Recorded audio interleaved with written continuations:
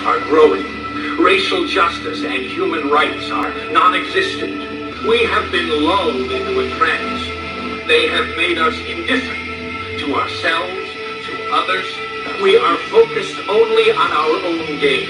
That is their primary method of survival. Keep us asleep, keep us self. All that music is going to go away. All of my popular music, it has to go away.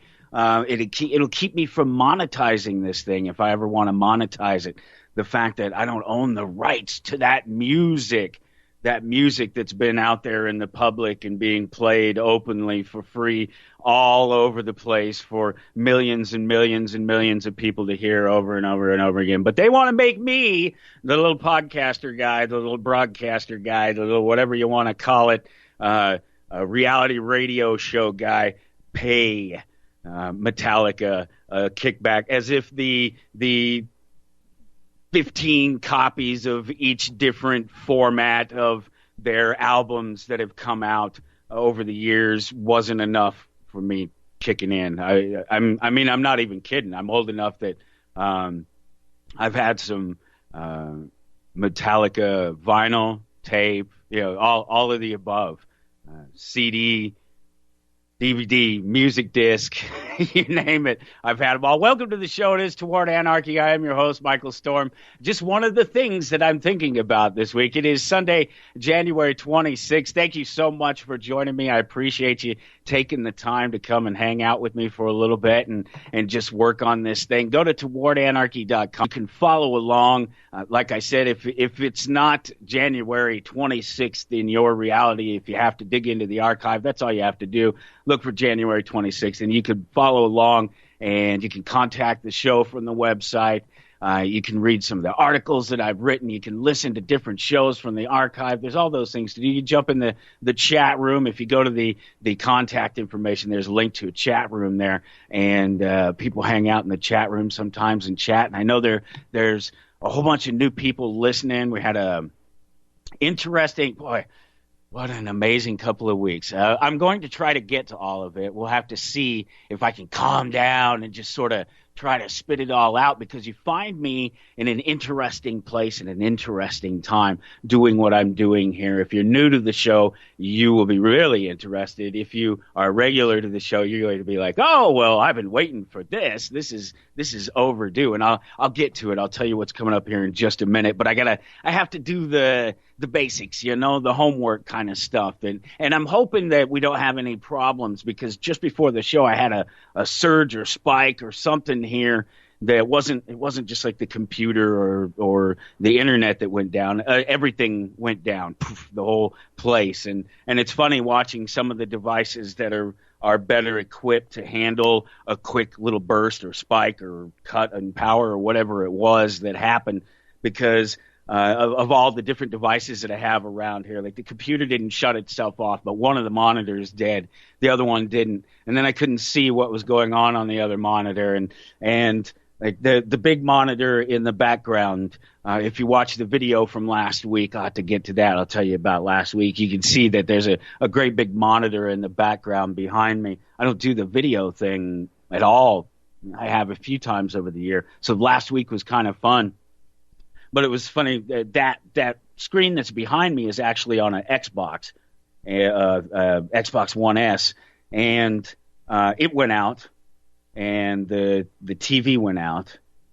This one didn't go out. This one went out. The computer didn't go out. It just all the different things that didn't go out over it. And of course the network, the internet, the router and all that stuff went down, and it just takes forever. And it was just 8 minutes before the show that it happened. Oh boy, here we go. And it's going to take 5 minutes for this stupid thing to reset. And I'm just chomping at the bit. And it's already, coming up in the last 15, 20 minutes before the show. Any normal human starts getting that adrenaline, that pump, those butterflies, all of that comes in with doing a live performance in front of people, and when they're listening, you have that mindset.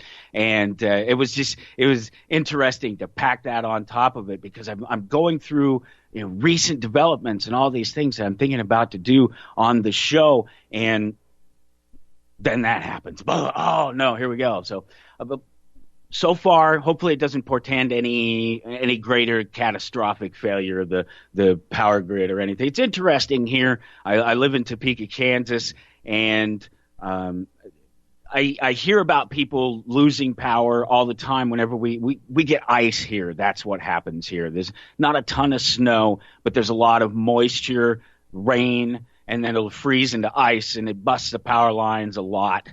And because there's still a bunch of overhead stuff here, there's not that much underground. And they snap and they break, and trees will come down and fall on them and break them, and there's all kinds of things that happen to them.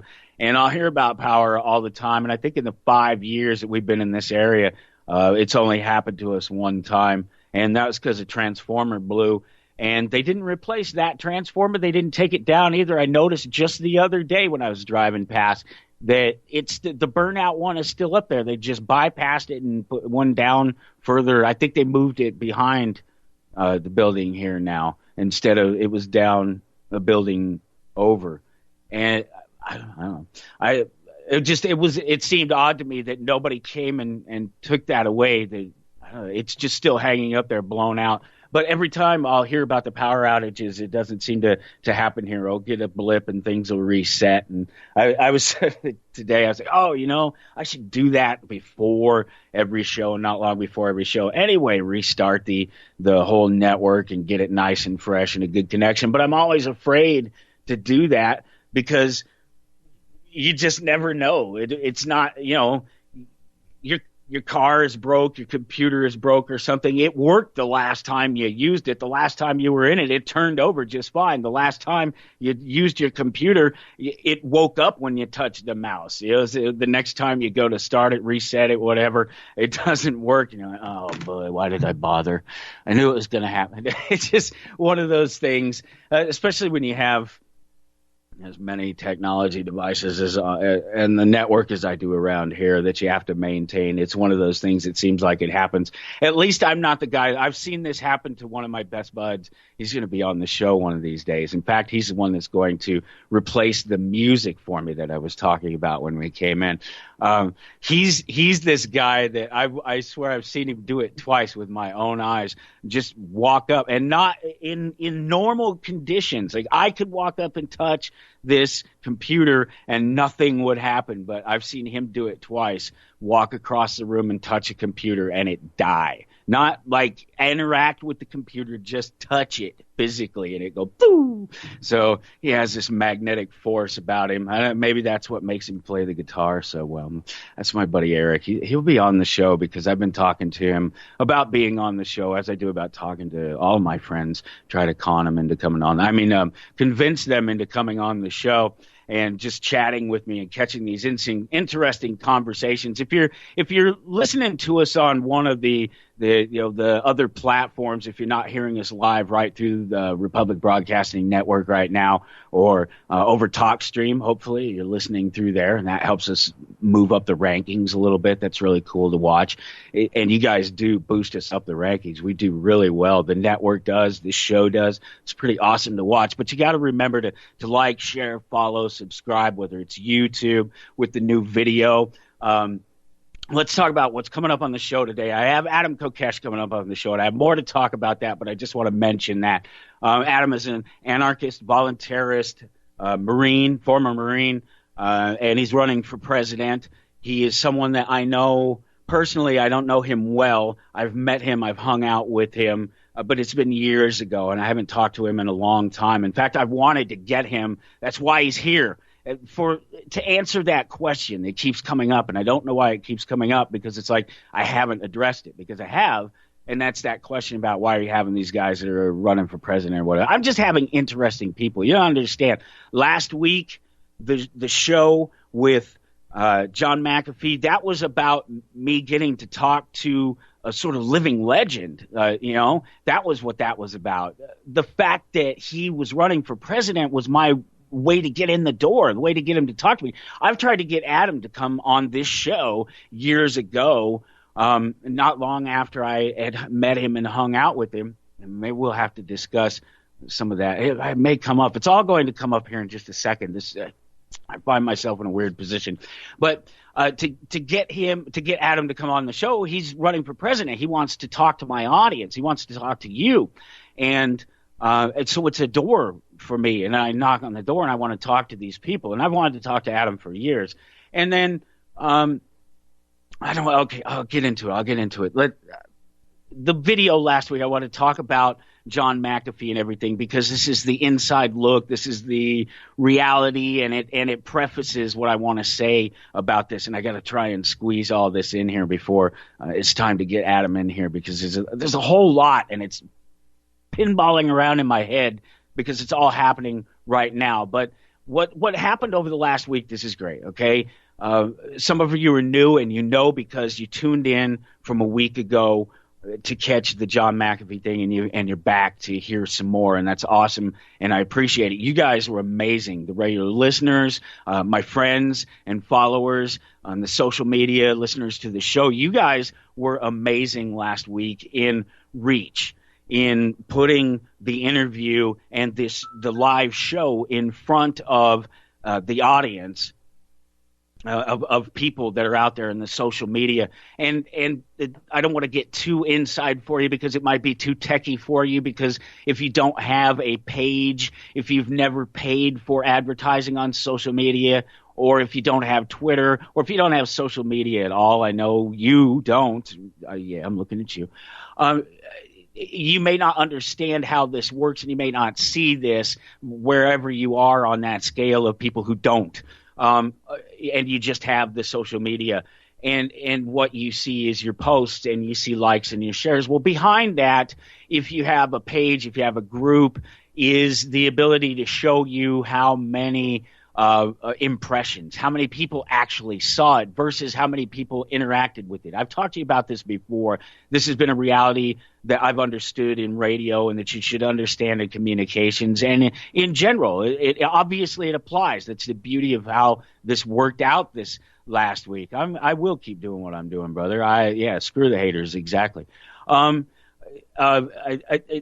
do what I do, and I've been doing it for a long time, and one of the things that I learned is that there's a small percentage of these haters. There's a small percentage of the participators, the people who want to feel the need to call the show. They have to be heard, and it's nothing against any of them in any negative way or anything. This is just a fact. This is just a reality. It's a small percentage of them. Sometimes they're lonely people. Sometimes they're people that don't have a voice, and they want to participate, and they like you, and they like what you're talking about, and they want to be heard too, and they want to chime in, and they want to help you do what you do and spread the message that you spread, or talk about the things that you're talking about, and that's all fine and great, but it tends to be this very tiny, relatively small overall influence. And what's cool about these numbers that are on the backside of your posts on Twitter, on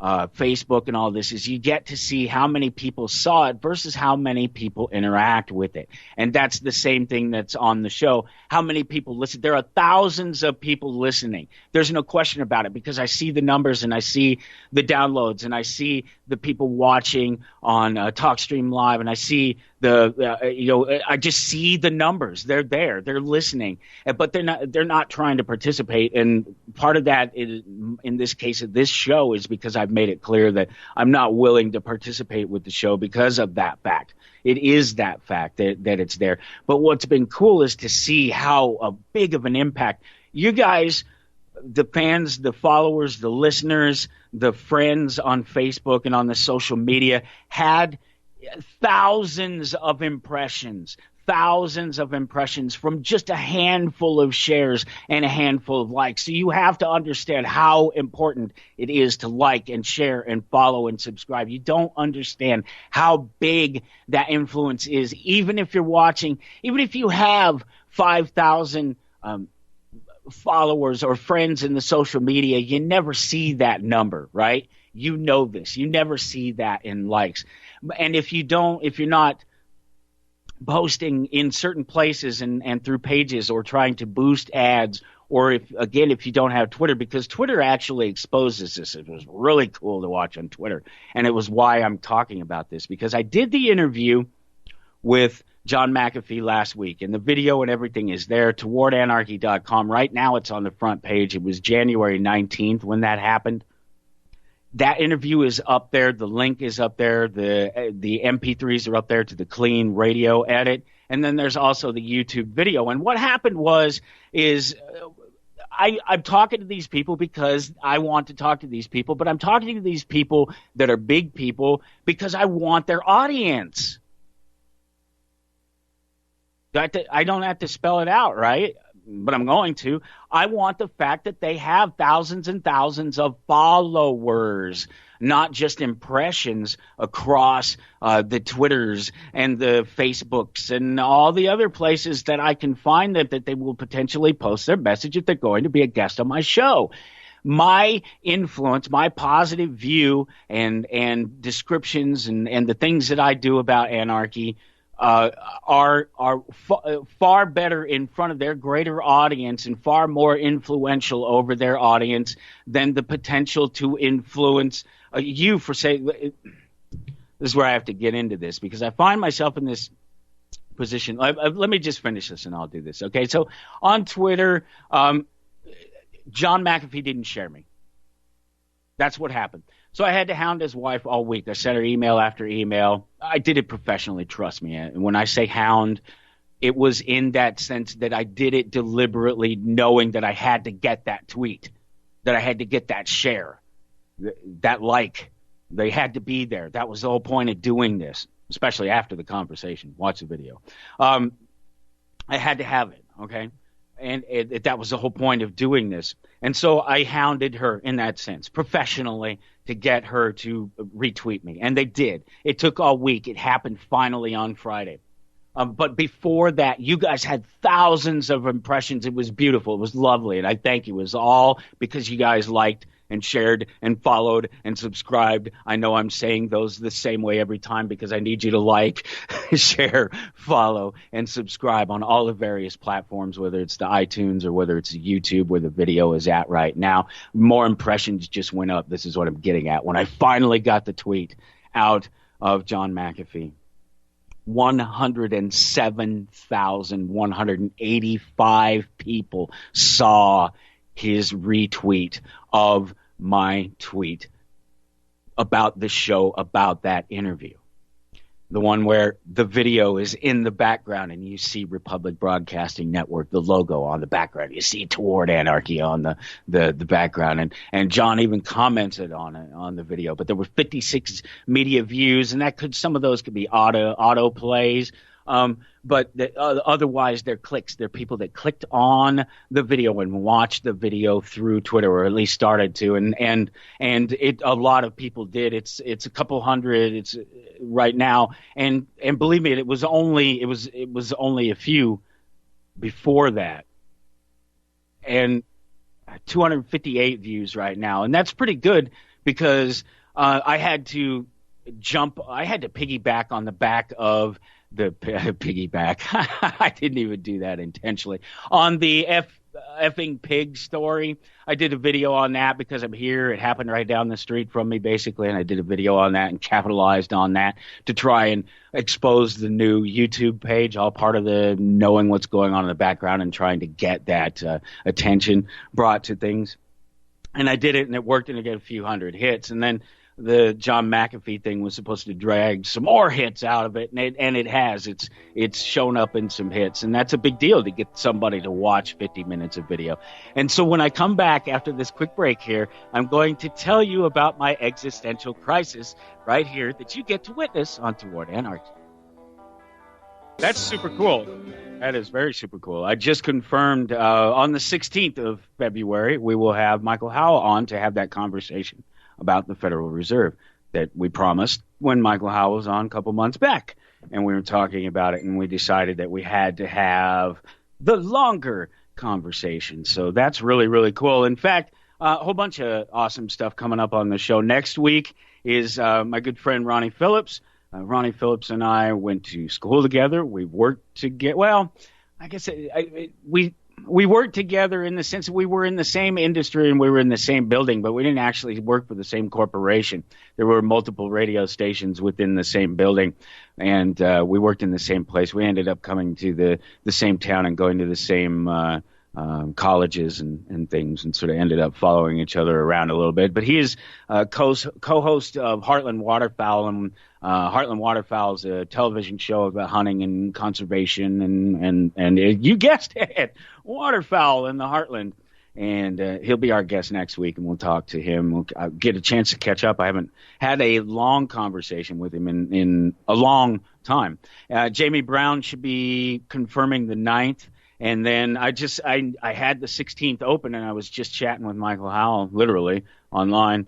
And he confirmed that he should be available for February 16th to do that about the Fed. And then on the 23rd, I have Luis Fernando Mises, who's another friend of mine. We'll talk about economics, and we'll talk about anarchy and voluntarism, and by then he will have come back from Anarcho-Poco, so maybe we'll talk to him about Anarcho-Poco a little bit. And but I have to talk about this. I have to try to get all this in here before we go to this break real quick, and before Adam joins the show. Adam Kokesh is my guest. He's coming up here in just a couple of minutes. He's live with me, unlike the recorded show from last week, which was fun. It was interesting, and I'm willing to do that a little bit more, I think. Especially if I can get away with airing it unedited. Well, not unedited, you know how it was, but sort of unbroken up by commercials, uninterrupted. There you go. That's the word I'm looking for. Uninterrupted by commercials. So, all right, so you find me today in this interesting position. I talked about how this is, in the last couple of weeks, this radio show, this real reality radio show that we're doing. And that I'm doing, that I'm here, Ken's helping me with, the network makes possible. This was bound to happen because I'm not here to be adversarial in any sense. I even approach all of my guests with that knowledge that this is not about any sort of adversarial. I'm not here to attack or do anything. I just won't do it. I'm not here to play the angry white guy, and I don't do the news cycle stuff, so I'm not in the heated debate of left to right politics or anything like that. I don't care about any of that. I don't even care about the middle of the road politics. Okay. I'm just bringing these individuals, like I said, these presidential candidates on here to talk about who they are and what they do, because I want to get to know them. The fact that they're running, again, just a way for me to get in the door. And, well, I invited Adam Kokesh onto the show this week, and he should be joining us here in just a few minutes. But what's happened is that I've caught a bunch of hell for it, and it's been sort of personal. It's not been directed at the why do you have that guy? I mean, that's the question. Why do you have that guy on the show? And it's about things that I don't know and I don't understand. And so I find myself in this position, and you find yourself listening in on me having to make a decision about how I handle this and how I talk to this, because I'm not here to play anybody's pincushion or mouthpiece or whatever it is. I won't take the jabs, but I also won't sit there and attack somebody on their behalf as if I assume that they're right because I know them, or because that they've provided some view of something that is outside my knowledge. And that's the reality of it. And that's where I find myself today with my guest, Adam Kokesh, who's coming up. So I have some hard questions, I guess, to ask him. I don't know. We'll find out, because what was interesting is that there had been some claim before about the questioning whether I should have this Adam on or not. And today somebody stood up in defense of Adam and claimed that this other person's claims were bogus. And so now I'm really in a position where I have to find out the truth, because I don't know, because it just happened and I've not had a chance to listen to the other side of this complaint or this argument. And I find myself in another interesting position, and that's is that I don't give a damn about any of them, in that sense that I'm not beholden to any of them. I don't have to answer to them, and they don't have to answer to me.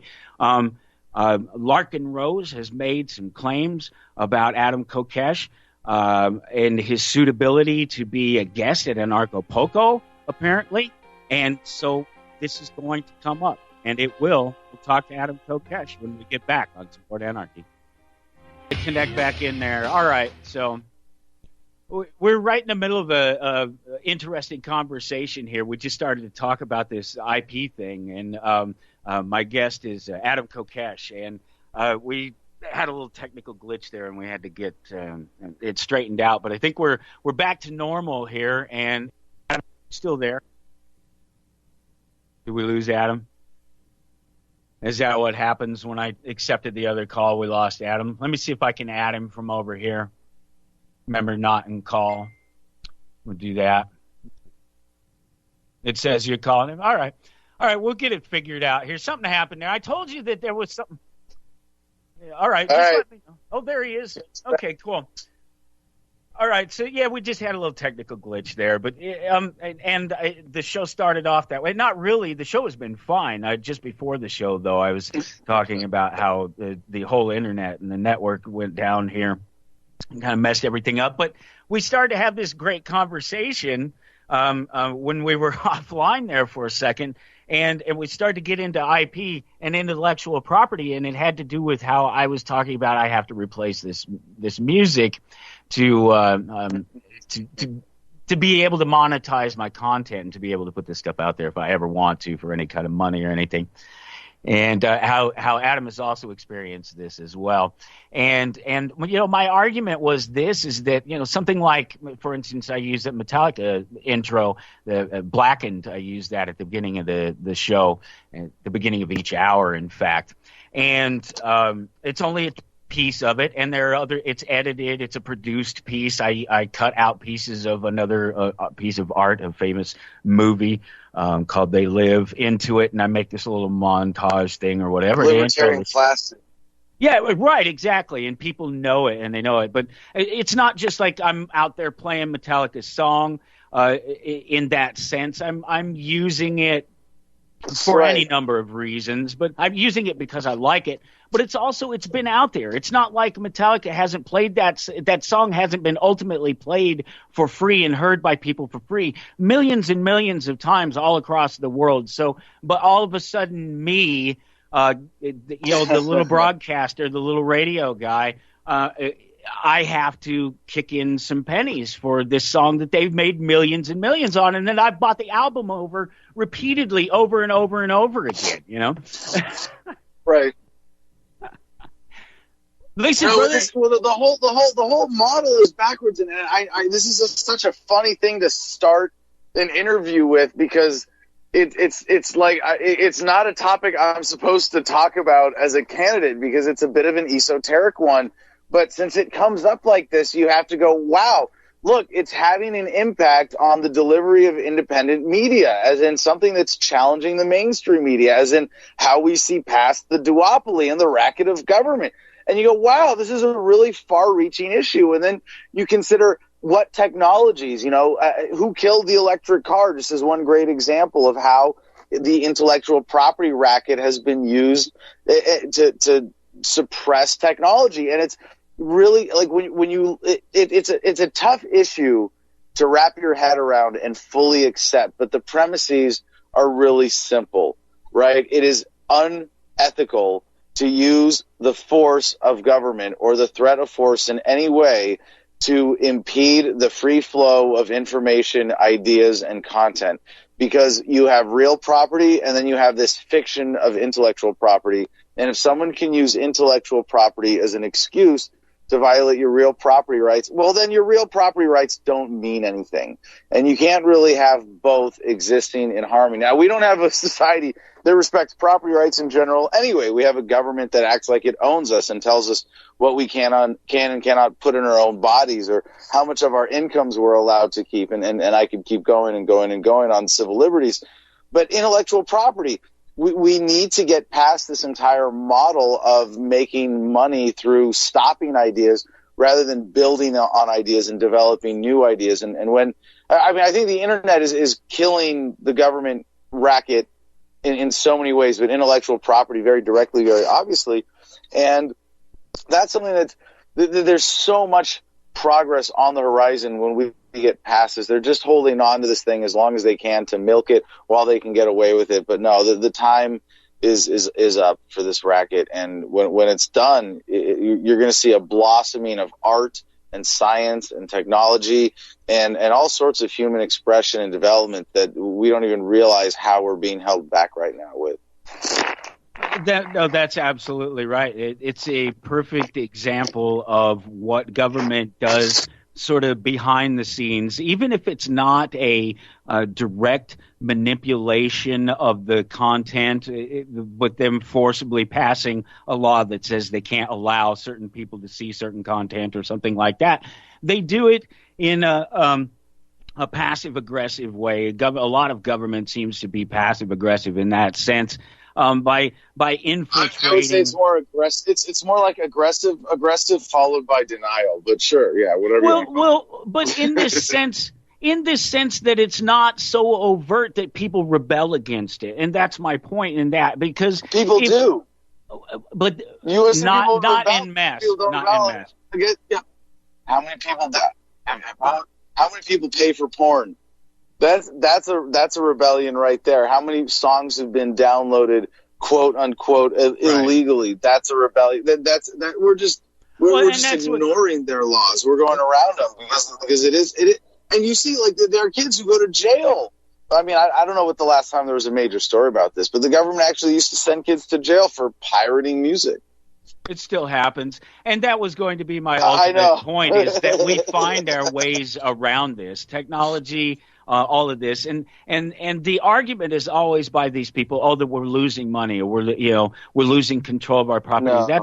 It's not true, because you never would have got that money in the first place. Yeah. These people wouldn't have paid you for your product in the first place. You should be happy that they saw it and hope that it impressed them, that they go out and buy your other product. That's always been the idea. That was always the idea, the model of radio. Here's our albums. The radio station plays them to you. You get to hear them for free, and hopefully you like them, and you show up at our concert. Musicians forgot that, because that was that first battleground, and they lost it, and they were stupid, and it set technology and delivery of information back by 10 years, maybe, by them not. No, more than that. You look at the concentration of power in the music industry and Hollywood. It's disgusting. It's a huge pervert. I think we're kind of over this little historical blip, but I'm old enough to remember when people said, "Hey, all the music on the radio stinks now." It's like, well, yeah, it's because of intellectual property. It's because of the corporatization and this perverted model that's fundamentally reliant on the coercion of government. And I don't even want to say you should do this, you should do that. I don't want to ever tell artists what to do, but you got to find a way to make money without using violence. And even if you're having government do it for you in this, big abstract way, it's still, you're profiting from somebody else's unethical behavior. It's the musicians who took prominence under that system of commercialization that really messed it up.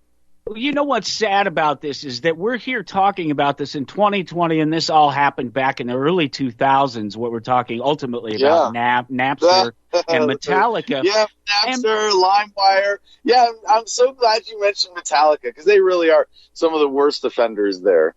Well, this is the thing, because to this day, Lars still doesn't get it. He still doesn't get. He's still on the wrong side of this argument. Although he's accepted it, he's accepted that there's this new method of delivery. It saddens me when older people, people of age who are wise especially when they have influence, who choose to play stupid, who choose to not learn and grow as they get older. And choose the wiser path and realize and recognize when they're wrong. It's sad when people don't grow. Yeah, well, like my parents spanked me and I turned out okay. Well, my grandparents had slaves and they came out okay. And we used to start preemptive wars and we came out. No, there's a better way. Yeah, there's a generational frustration there, man. I feel you. And so what? Oh God, I hate to do it. I've never said it, but I'm going to say it. Okay, Boomer. Yeah, right. You're a Gen Xer like me, right? No, I'm 37. Oh, you're So that much I'm younger. right between Y and X. Yeah, so I like to. I'm on the cusp.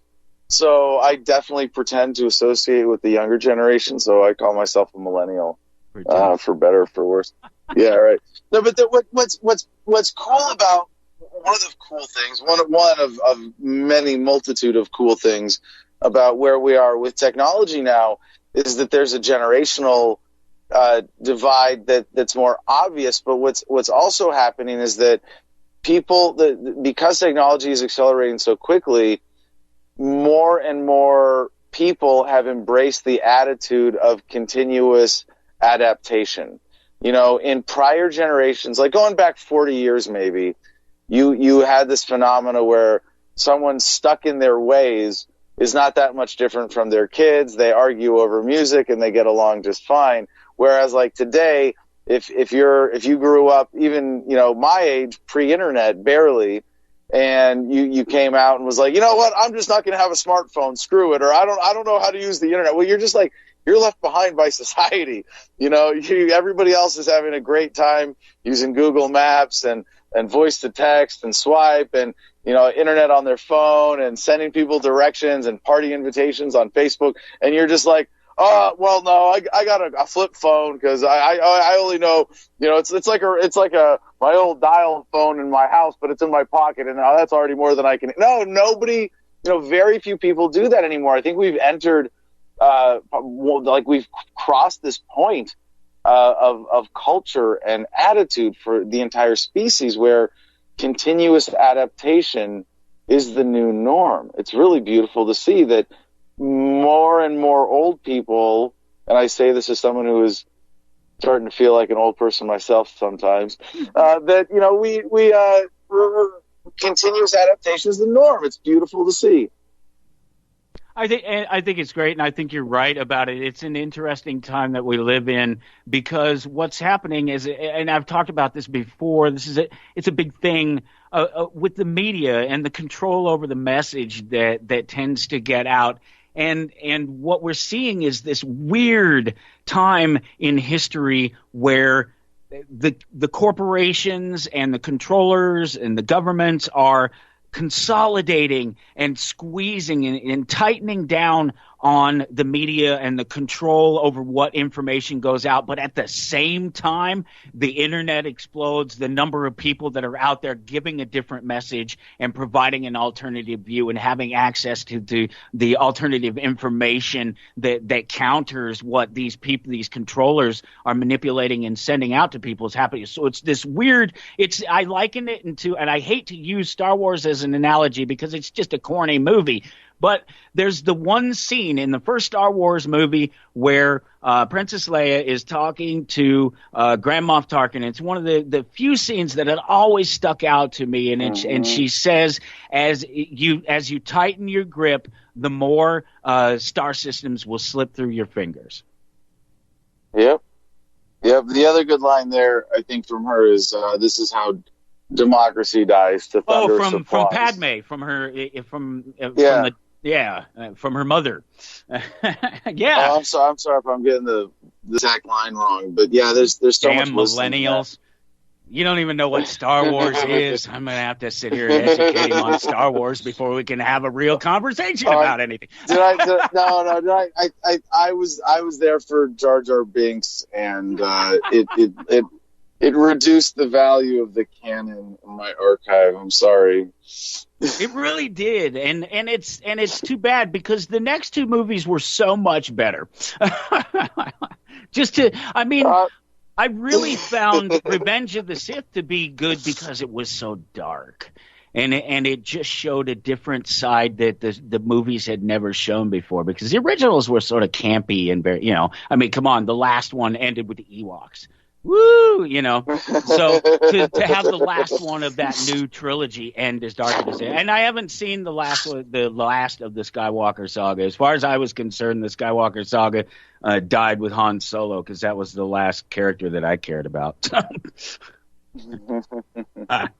Oh gosh, we're going to go into a break here any moment now, but we'll have to talk about some of these things. Let's sell some of this stuff. Go to towardanarchy.com if you have to dig into the archive. If it's not January 26th in your reality, click the archive button, find 2020, find January 26th.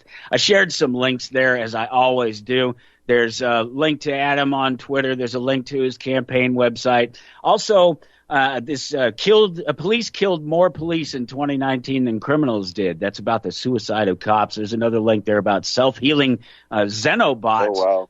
Yeah, the world's first living robots is what they're called. It's an amazing little thing there too. Check out this quote. Let's see if you know your quotes or not. I didn't know this. To make a contented slave, you must make a thoughtless one. It is necessary to darken his moral and mental vision, and as far as possible, to annihilate his power of reason. He must be able to detect no inconsistencies in slavery. The man that takes his earnings must be able to convince him that he has perfect right to do so. It must not depend upon mere force. The slave must know no higher law than his master's will. The whole relationship must not only demonstrate to his mind it is necessary, but its absolute rightfulness. Mm-hmm. I don't know that, but that's really powerful. Well, the guess, I'll give you a guess at it by telling you the key word in there would be slave, if you want to think about who might have said it. Well, there's so many great former slaves turned activists. Like, that's not a fair clue. All right, fair enough. It was Frederick. I mean, I noticed some people. Some people collect like information like that about people and about things that they've said instead of trying to formulate their own thoughts. They collect them like baseball cards. We've got to go into a break. Hold that thought. We'll come right back. Hold that thought. All right. Before we went to the break, in relation to knowing that quote or not, was that there were some people who take pride in sort of collecting information like that, like other people collect baseball cards, or stats on football players. They have their stats and their quotes and their information from their favorite liberty people or whoever it is, their favorite anarchist or whatever, and that remains in their repertoire. And you started to say something as well. Yeah. My equivalent of that is that I know more Frederick Douglass quotes from his epic rap battle of history with Thomas Jefferson than I do from actual quotes of his. There's my millennial credentials. That's how I learn history, is from YouTube through epic rap battles of history. Well, Love that channel. I'll do you one better. I didn't go out and ask for anybody else's opinion about stuff. I went and found the stuff on YouTube too. That's exactly. I wasn't forced to. That wasn't my only option. I had the option of taking the programmed worldview of it. There was no internet for a good portion of my existence, certainly not as it is now. And I definitely could have settled, but that wasn't me. I took it upon myself to go out there and find out some more, and then ultimately find out that my understanding of life as a man and wanting to be a good man, I think that there are a lot of good men, not necessarily a lot of great men who never make any mistakes, but there are a lot of good men who make mistakes, and they make up for them, and they get better, and they do better than they did yesterday. I think that's ultimately the goal it should be in anything. And I think one of those things is something we were talking about just a little bit ago. Unfortunately, this is just a short little segment before we go into the top of the hour. And it always catches us into wonderful conversations. But it just the growth thing. I think it's of massive importance to me, because if we're not growing, we're stagnating. And I think that it shows itself in the society where we see, you and I are trying to look at what I gather is a brighter side on this issue. And I like to think that we're winning an idea war here, but I see so many people turning away, and I still see them arguing about the left versus right and the fake news. And you see what I'm saying? I don't know, man. There was that ad that played actually on your break just now for newsviews.com where it's a corny radio ad where husband walks in with a newspaper and wife says that's silly, and I'm reminded of the Jefferson quote, person who reads newspaper, nothing uninformed. A person who reads newspapers is misinformed. And I think the polarization is a product of that. It's not as real as they want you to believe. All right, we got to go into the top of the hour. We'll come right back here on Toward Anarchy with Adam Kokesh. Stick around.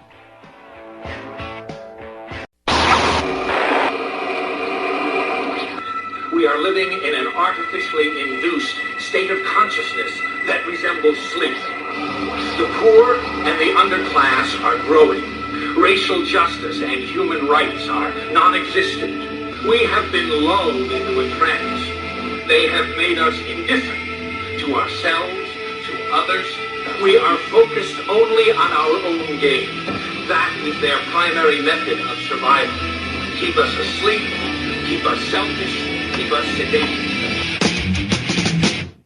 You're listening to Toward Anarchy on the Republic Broadcasting Network. Here's your host. What's going to happen? I'm going to get charged by my computer for theft. That digital voice is right, though. We're off into hour number 2. It's Toward Anarchy. It is the 26th of January. If you have to dig through the archive to find us, the links are there as always. And I'm talking to Adam Kokesh. And we have to do this thing. Adam, I usually ask all of my guests these sort of 6 questions. They're just sort of questions that I hope that people have thought about the answers to. But I wanted to do something different with you because I played around with this. I'm just always doing these silly little things. But I don't know what the point is. I think it's just about thinking, about reaction, getting that that instantaneous response. So I thought I would mix these 2 things that I've been doing together and make them one thing instead of just asking you binary questions, binary answer questions like I had been. What I want you to do is play a game of word association with me. All right. We'll have to do that one last because that would defeat the whole purpose if we go wrong. So we'll start with property. My body. Okay, great. I love that. That's great because that tells me that you understand the idea that we are our own property and nobody else owns us. That's good. I like that. Absolutely. All right. Okay. So how about borders then? That's similar to property, kind of. Not really. My fence line. You're okay. Good. Good man. The only legitimate borders are private property borders. All right, brother. Yeah, you're good at that. You got this down. All right, let's see. Okay. All right, how about police? Thugs. Pirates. Scum. Oh, sorry, I'm projecting. You all carried away there. Yeah. Man, boy, they bring it on themselves. What can you say? Okay, how about this one? Free market. Peace. Oh, beautiful. Oh, wonderful answer. I like that. This is so much better than the binary answers that I've been getting before. Money. Yes. Oh, wait, that wasn't a yes or no question? That's all right. Yes, it's fine. But if there's another Bitcoin. word. Okay, good. All right. Choice in currencies is what I read in that. Yeah. All right. And so then the last one, we'll get down to it. Voting. Preference. All right, fair enough. That was a very good political answer, actually. I like that. And no, and well, here I'll tell you. Well, go ahead. Because I mean, given the name of your show being Towards Anarchy, I'm in that frame of mind towards voting, where it's something that as libertarians, we all at some point have to grapple with and really come to terms with philosophically and understand that there's nothing unethical about voting. Even if you're voting for something unethical, it's an expression of preference.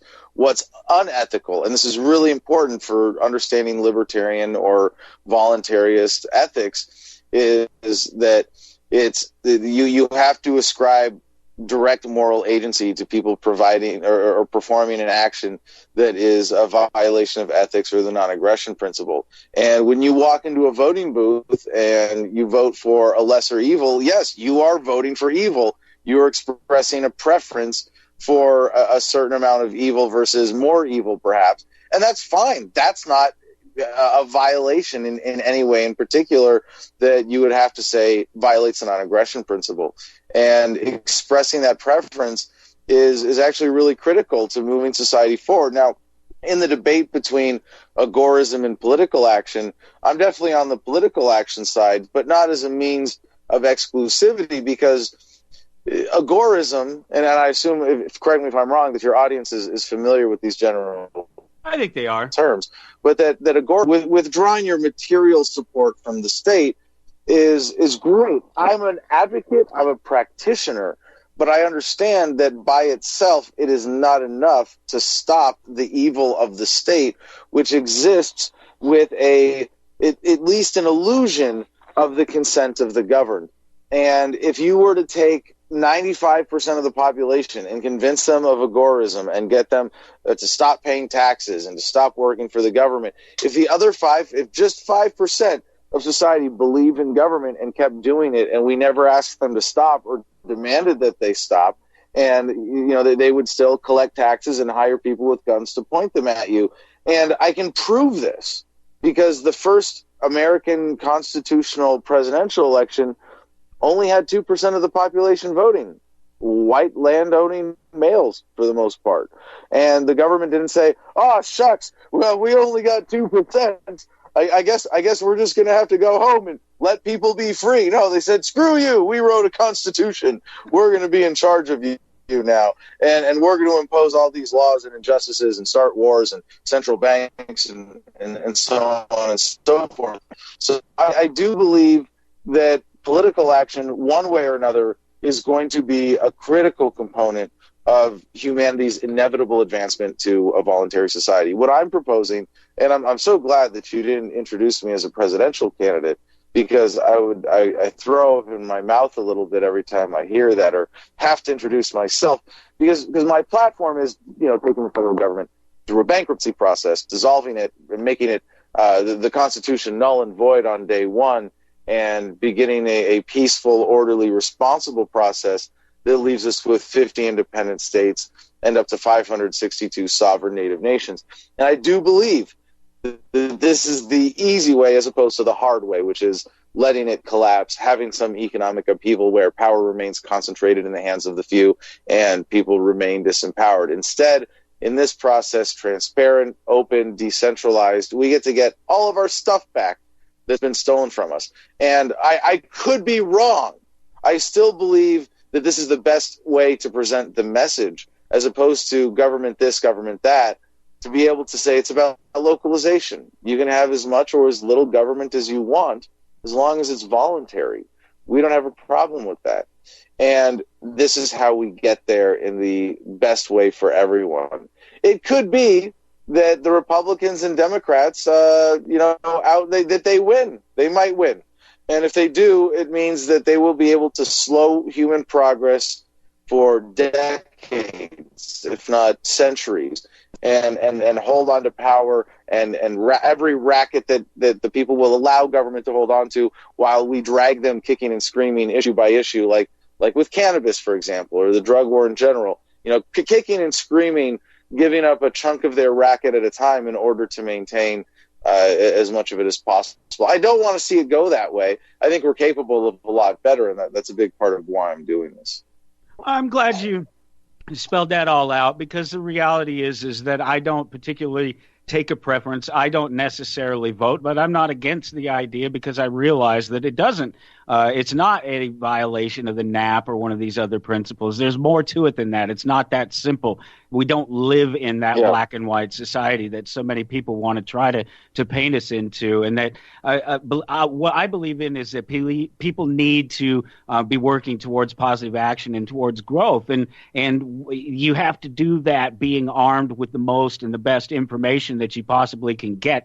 And that's the point. The reality of this show, Toward Anarchy, isn't about trying to tell people that they have to rebel against the system or in any particular sense like that. It's the reality that we live in daily. The fact that we make all of these choices and interact with people and influence the world around us without any consideration or the need for authority whatsoever. And so much so, there's so many people doing so much without that consideration or that need for authority around the world that the actual need for a consideration of authority is so minuscule that it almost doesn't even exist. That's the reality of the numbers in it, and that's what this is about. No, I think we take it for granted. Yeah. Well, absolutely. I would just go a step further with this analysis of voting. And if you're one of the a-holes running the system, and you go, oh my gosh, people are waking up. People are waking up to freedom. They're waking up to the fact that government is a racket, that it's fundamentally unethical. Well, what would you want to do? I mean, like think, as a conspiracy theorist for a second, or just as a criminal detective. If you're seeing all these crimes, let's consider the means, motive, and opportunities of the perpetrators. Let's see. Would we want the libertarian movement to have the semantic split into anarchist versus minarchist? Oh, yeah, absolutely. And, you've heard me just now even lay out, my understanding of freedom and voluntarism based on self-ownership and the non-aggression principle. And, some people would say, well, Adam, that makes you an anarchist. Well, I'm really a voluntarist. I don't think, if anarchy means no government, then, I'm okay with, local voluntary government or student body government. Like, I'm not going to say you can't use that word or use that word for your own organizational concept as long as it's voluntary. So when your objective is ethics, as most libertarians or propertarian anarchists or voluntarists would say, like, yes, our objective is not a particular aesthetic outcome. It's to end injustice. It's to call humanity to a higher standard of ethics. Well, if you're the powers that be, you go, yep, let's create an artificial semantic divide here. Let's divide the movement. And then let's make it so that anybody who identifies as an anarchist thinks that voting is bad. Let's get them to bully anybody who believes the system is a racket into not voting because it's endorsing. It's like I've heard this argument from anarchists, and I think these people are government plants. I don't think they're real activists. I think if you come into the anarchist community and say, don't vote, that's an act of aggression, you're legitimizing government. Not only are you doing their dirty work for them, because think about it, if you're the powers that be and you go, well, of eligible voters in America, 30% vote Democrat, 30% vote Republican, and 40% never even vote in presidential elections, yet you want to keep it that way. You want to keep that voting actually engaged population down to the people who are controllable and swayable and frankly gullible enough to vote for Republicans and Democrats without questioning it.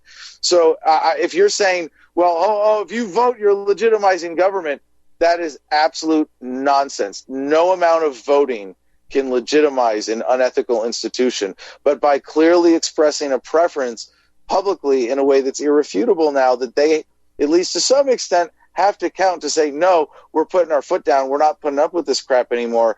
That's not only legitimate, it is righteous and necessary as part of the process of moving humanity towards freedom as fast as possible. And to ignore it, to pretend that voting is irrelevant, that you can just go live in your cave and not engage with this violent gang that is constantly threatening us, is in a way to give in, and I refuse to do that. It is a bit of a compromise, and I get it for anybody who wants to do it either way. I completely understand, because what you won't find here is me trying to tell people that they can't do their thing. In fact, it's the exact opposite of it. I think that they have to. I think that we all have to be doing something. Whatever it is, you've got to figure it out. And you've got to do it in such a way that it is satisfying and that it works for you, and that you can see that there's progress and that there's change and there's growth in the things that you are turning to.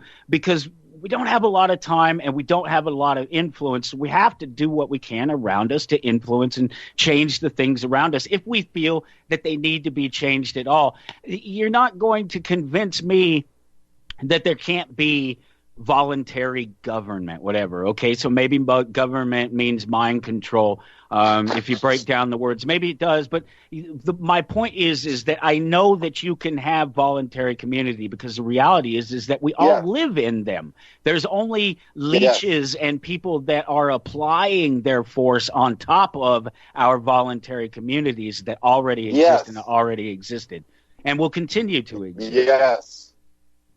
Absolutely. No, yeah. The most important communities already are the voluntary ones, people that choose to associate, families, businesses, churches, religious organizations, customers of a particular business. You are a community of people who are, by virtue of patronizing a business, combining your economic resources to get something done.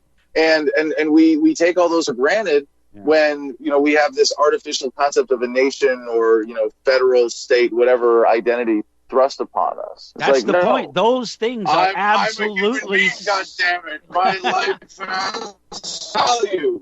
It has value. Are we going to get sued for including a network quote? Was my impersonation of Howard Beale poor enough that we're not going to get triggered on the content ID on that one?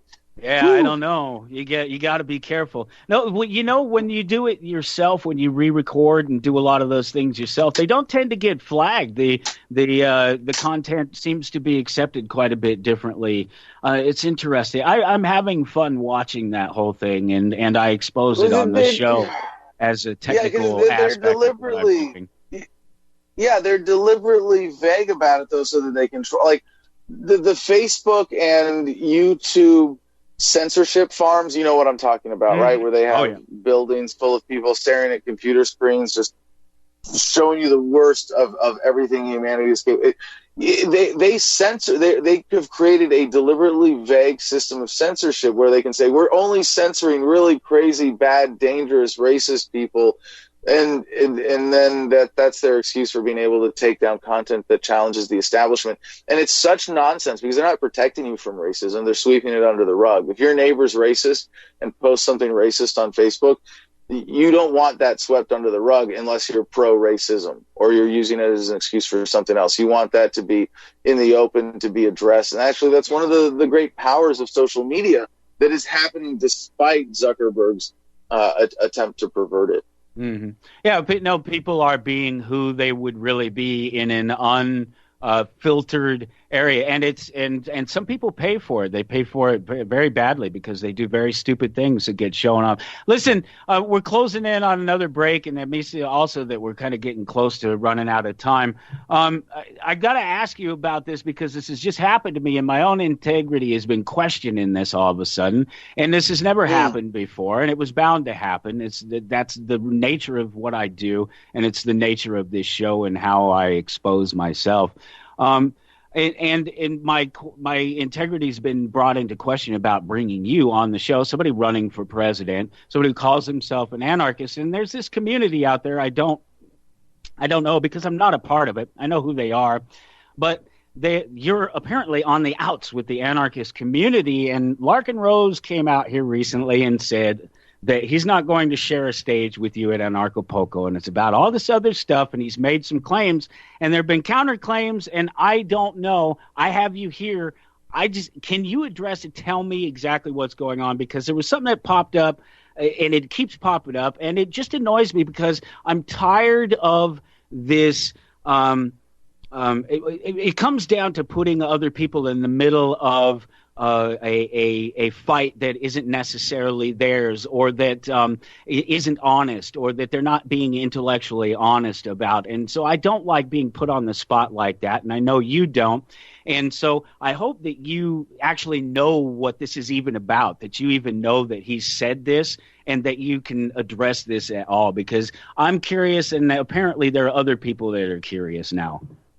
Yeah, well, Larkin Rose has been one of the people that's been spreading a lot of things that are untrue about me online, and it really speaks to his low standard of journalistic integrity. You know, I've made mistakes before in that realm, but I've always, owned up and corrected things. I think that's what set someone who's honest apart from someone who isn't. And he's one of these people who tells people not to vote. And I would say that if he's not a plant, he's doing the work of the government plants, the COINTELPRO type agents for them. And I think it's sad that those kinds of tactics work. It is sad. All right, hold that thought. We got to go into a break. We'll come right back, and we'll just spend another minute on this issue. I didn't even want to do this, but they put me there. We'll be right back. Appreciate that my guest Adam Kokesh has taken his time to come here and spend an hour with me just talking, and I wanted to talk about the important things first in case for some reason this stupid thing, because it just came up right before the show, and I was so glad that somebody came to your defense, because I'm so not, I don't care, I'm so sick of the lack of support for each other across the board in this so-called liberty movement. Whatever the hell this thing is, it is broken, and it is as broken and as fractured as the people who pretend to make it up. And that bothers me, because the whole point of us being who we are, the classic liberals, the anarchists, the libertarians, the voluntarists, is the fact that we have logically thought these things out. We've looked at history, we've looked at sociology, we looked at biology, we've looked at religion, we've looked at economics, and we've said, okay, these are the ways that we're supposed to do these things, and the way we do these things is by voluntary cooperating and putting our energy to make these things into a reality. And there's so much of this backbiting and infighting in this crowd of people that I guess they call celebritarians, people that are I'm not one. I don't want to become one.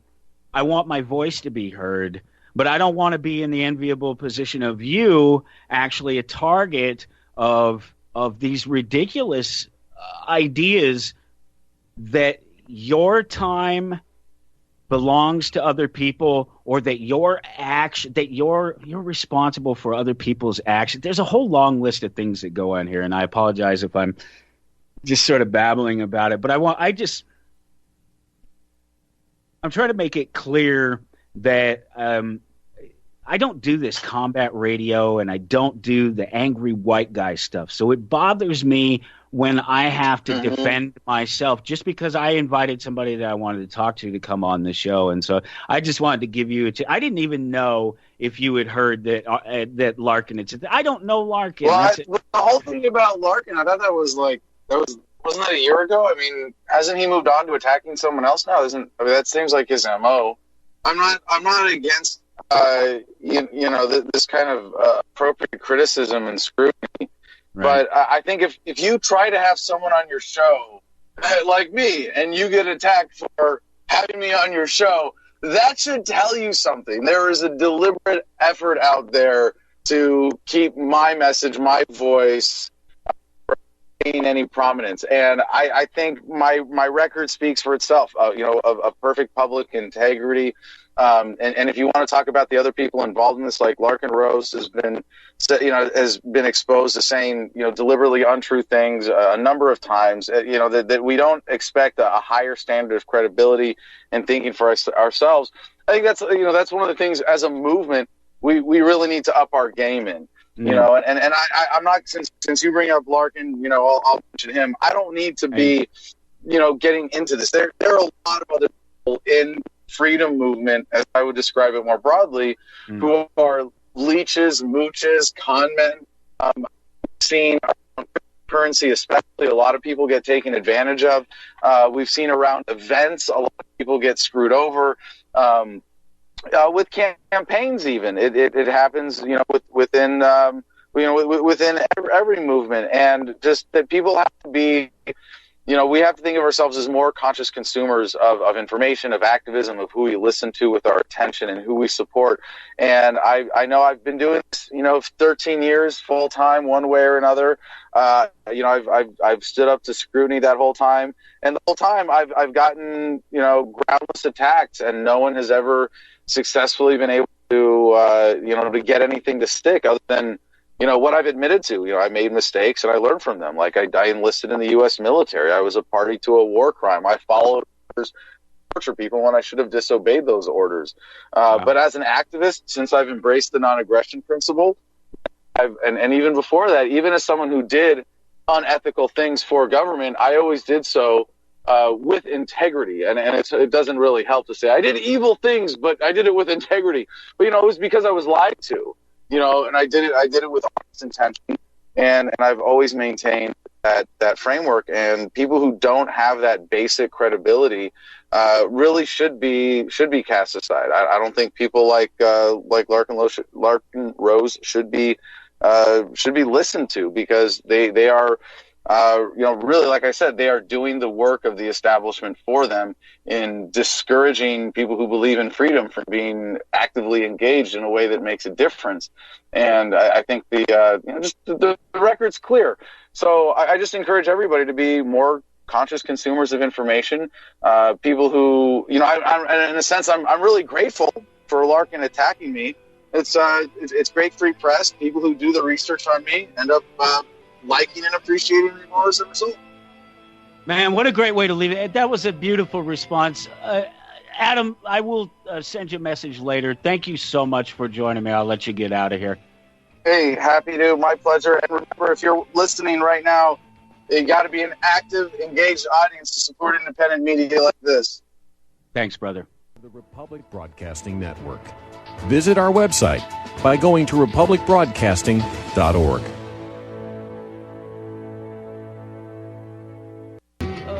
What a great conversation. And it sucks to end it on that note, but I guess it's my incessant need to make this thing as real as it can possibly be. And it did just happen exactly as I told it to Adam. And that's why I had such a hard time even talking about it before, because it's all just raw. It all just happened. And it set me off in a particular direction, not to necessarily find out the reality of the particular situation that was called into question by Larkin Rose, or whatever it is, or series of events, or whatever it is that Larkin is called into question about Adam, is that other people are obviously they see it from a different point of view. And the fact is that my job, if I have any job here at all, is to provide people, you, the listener, with the truth. And the truth is that I wanted to have a conversation with Adam Kokesh. I wanted to talk to him again since I talked to him in 2012. I've tried to get him on the show before, and I had no way to get in, and that opportunity presented itself, so I took it. I did it because I wanted to talk to Adam, but I also did it because it's a boost for the show. The fact is that his sharing of any links or tweets or anything like that of the show and the archive will get me more hits. It will put this show, the show that believes that we live in anarchy daily, not the show that is preaching or telling people that they have to live a certain way, or that their action, their activity, their activism, their movement within liberty movement, freedom movement, whatever it is owed to a particular mindset or any other particular person or point of view.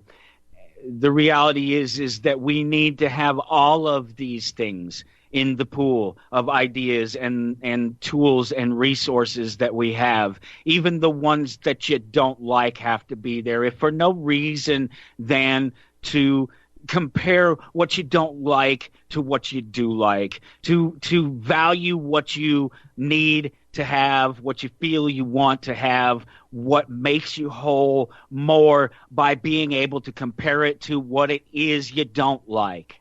There's this idea that it's universal, but we'll talk about it in terms of real estate, because this is one that they often tell you about. And real estate is a big deal and has been for a long time, not just because of the fact that you can own property, which you can't anymore, but because of the fact that it's such an integral part of the economy and the way it's manipulated and the way they've been able to produce bubbles in the economy and stuff. And that is the idea that you can't have the best house on the block.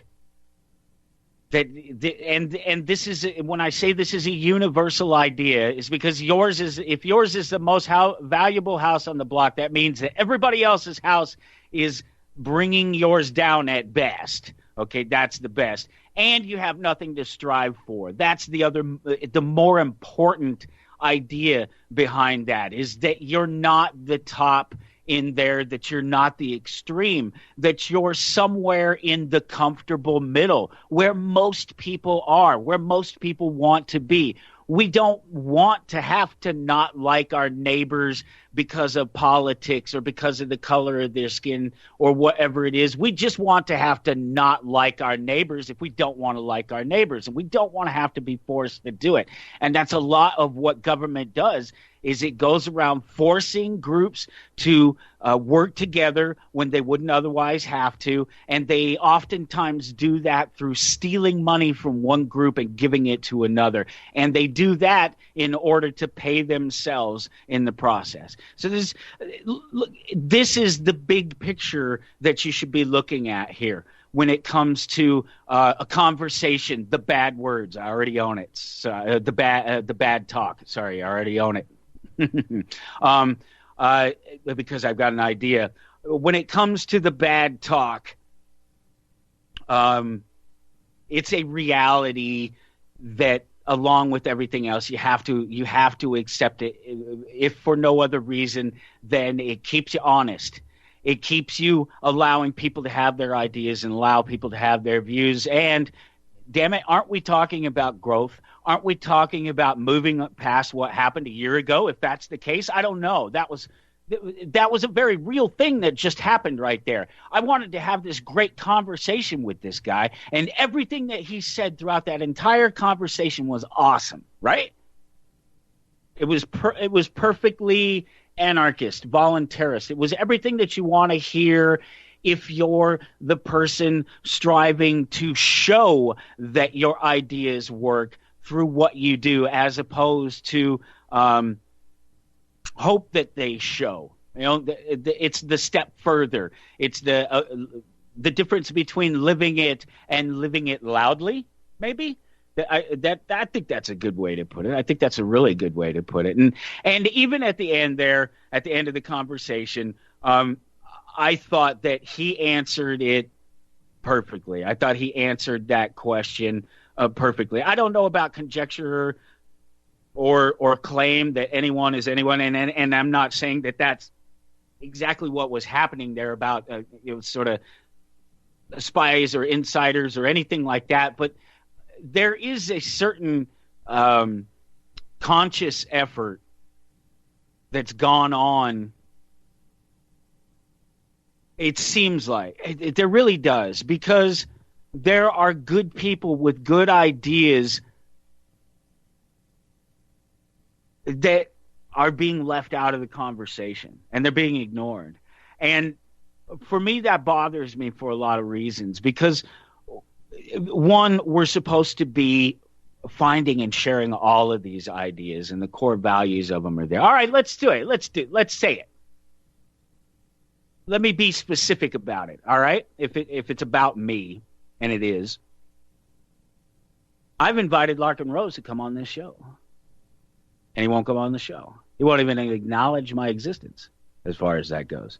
I mean, we've conversed back and forth. He knows that I'm real, that I'm out here, but he won't come on the show. Neither will Jeff Berwick.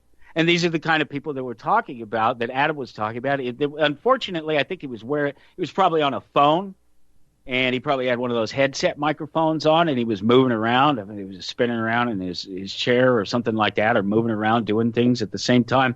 Whatever it was occasionally he was cutting out there.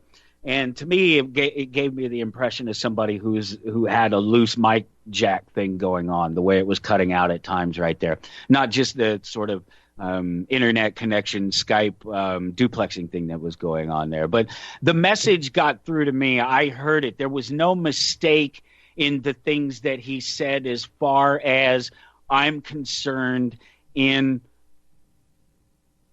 where he appears to be, okay, let me get this straight right here, whether it's Larkin Rose or Jeff Berwick or anybody else, Adam Kokesh, it doesn't matter who it is. I am not these people. I don't know who these people are. I don't know them. I don't follow them. I don't follow them any more than I follow any of these other people. I don't have a great big collection of quotes that I can pull out. That quote that I read you earlier from Frederick Douglass, you know how I got that quote? I typed anarchist quotes, something like that in the old search engine tool there, and pulled up a quote that I thought sounded good. Whoa. I didn't know that. It's not other people's opinion of the world and other people's opinion of other people is not a large portion of my understanding of the world and other people and the universe. I let those things all speak for themselves, and that includes Adam Kokesh and the hour that he was here, the things that he said, I thought were fantastic. And while I'm right here, I'm not voting. And I'm not voting for him. And frankly, mathematically, if anybody believes that he can win, you're fooling yourself. It's a protest vote. It's a place for him to come and say a message. And he did. And he said what I thought was the right message. That's my opinion. And it's unfortunate that we had to do that thing at the end, but I think it was necessary. I think it had to be done for me to make my statement and my point, not for him to make his statement and his point. He has all the voice he needs anytime he wants to take on a Jeff Berwick or a Larkin Rose or anybody else who calls him into question. There are others. Danny Panzella, my good friend Danny Panzella, called into question having Adam on the show, but he didn't call me into question. Other people did. And that was the point in doing that, and it was the point in showing the reality of what's going on here and everything that I'm trying to do. And I hope you get it, and I hope that you got the important part of what Adam was saying. I don't want to dwell on it too much, because overanalysis is paralysis.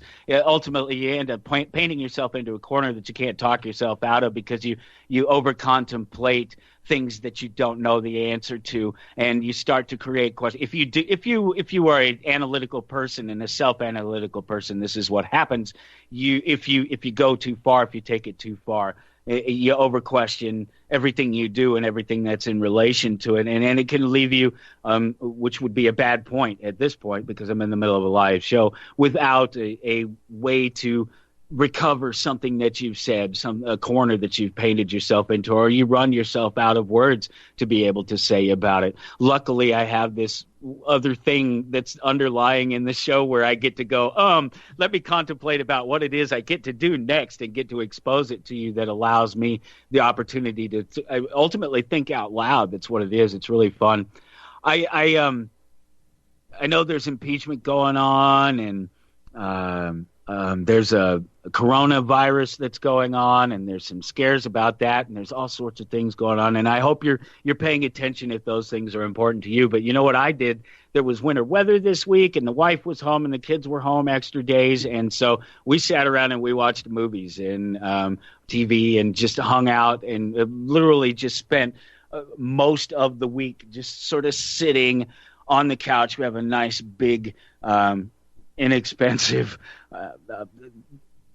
it's, I don't know, 8 seats or something like that, sectional thing, and it allows the whole family to just get pets and all to just curl up in blankets and avoid the cold, and just watch the tube. And we watched a whole bunch of stuff. There was all kinds of new things out at the box, and I had all kinds of free I still have like 3 of them left, free coupons for all the different rentals at the Red Box, because I wait until this stuff comes out on Blu-ray so I actually can sit and enjoy these things with my family in my home, and we can pause and we can stop if there's questions about something that we're watching, because I do let my children watch questionable material or material that would be questionable to other people, particularly cartoons.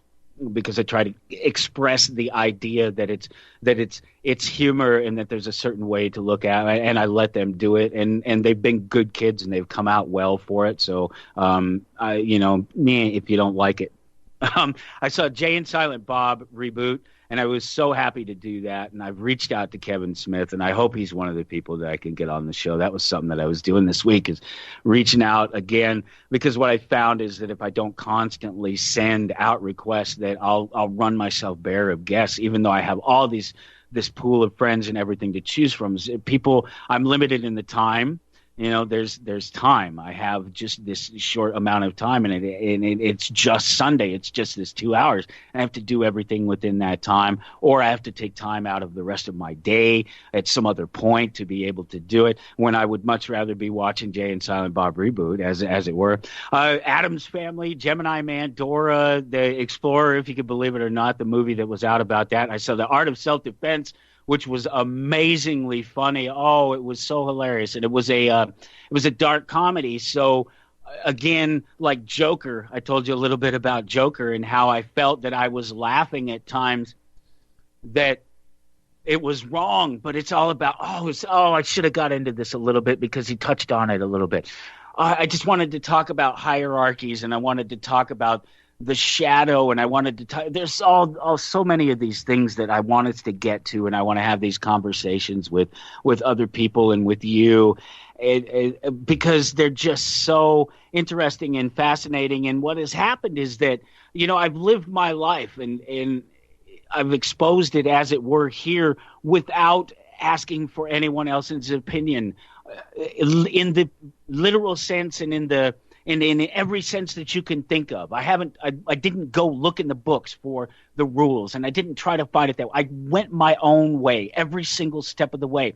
And so now, at almost the age of 50, I'm looking back on my life, and I'm finding myself in this position where I'm at now, where I'm trying to convey all of this beauty that has been my life and is my life, and the struggle and everything that's come with it, and what it is that's made me what I am today, to bring me to share this with you, and how it's all this complete package, and being able to embrace it. And so I've gone and tried to immerse myself in understanding some of these things that I already understood. You know what I mean? By going and getting a little bit more of opinion, or a little bit more of a quote-unquote authoritative view of something that I've intrinsically, naturally understood to be true about reality. And it's refreshing, and it's fun, and it's a big FU to a whole idea of a reality of people, and a reality of people who have existed that said it's not possible for you to live your life in such a way as to do it yourself in that sense. That's not to say that I haven't benefited from other people and my relationships, and that's not it at all. But the driving factor in it has been my understanding of the world, as was shaped by that early influence of, I will admit it, religion. It gave me a chance to, again, compare the good and the bad, what I perceived to be good or what could be bad. It's another ability. It was another way for me to show myself other people's misunderstanding. And so I quit. At 12 or so, 13 years old, I quit taking other people's opinion about the world and found my own. And it's really great. We'll be right back on Toward Anarchy.